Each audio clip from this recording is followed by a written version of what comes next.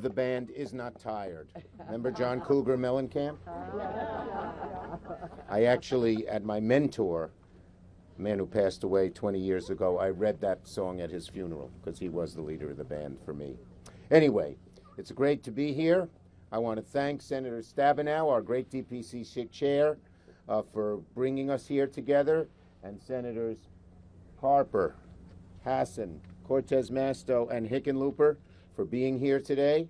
I want to thank Mom's Clean Air Force. Yay! For being here, and First Student for this state-of-the-art electric school bus. Look how nice it looks. It looks just like a regular bus, but it's clean. It's both yellow and green.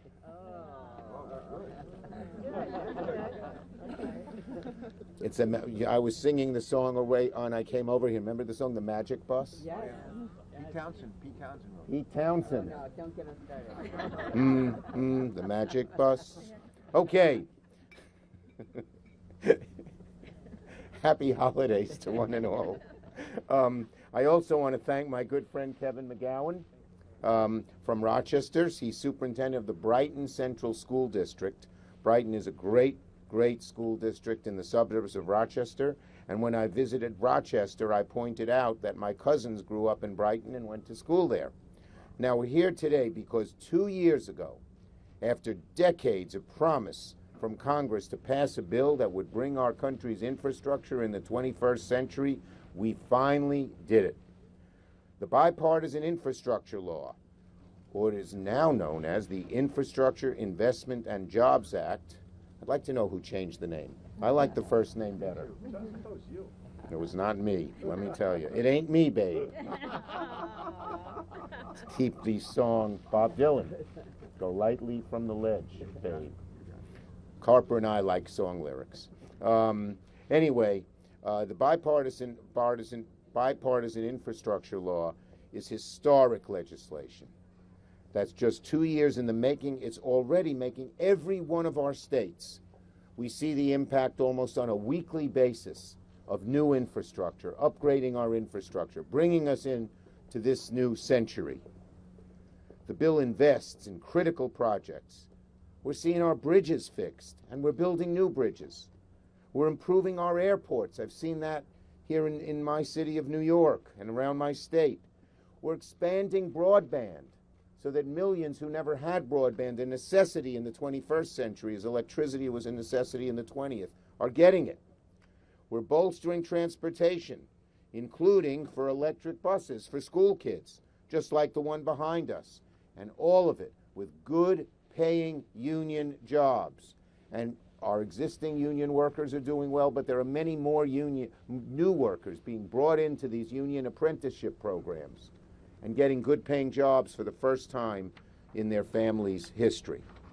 As majority leader, I was proud to lead this law into passage.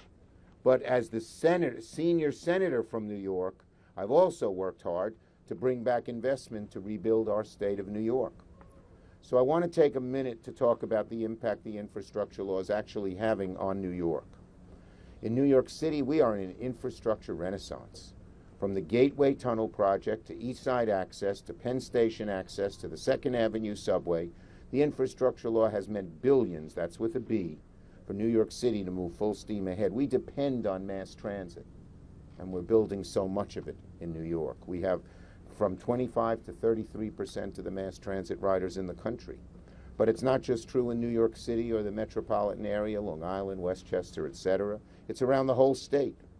New York State will receive $670 million to expand high-speed internet across the Empire State, closing the digital divide for thousands of families from rural towns to big cities, giving people access to get better jobs, better health care, better education.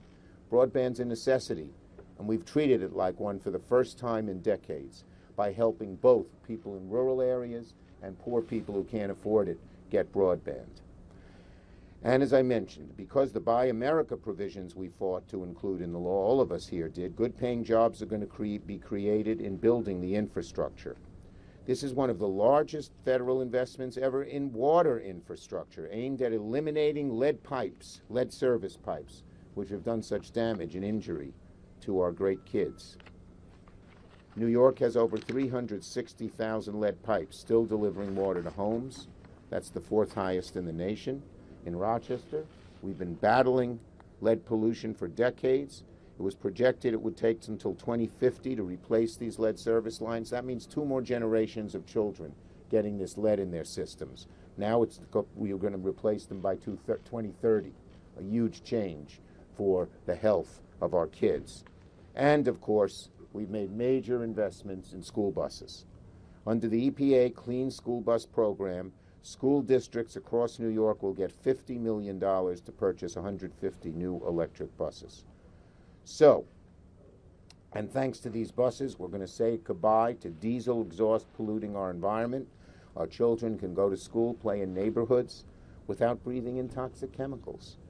So thanks to these historic buses, the wheels of the new electric bus go round and round and round all over America, keeping emissions and pollution going down, down, down.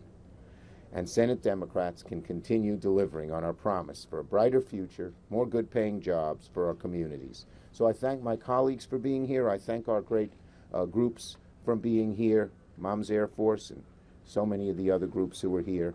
And, hey, we'd like to do more of this.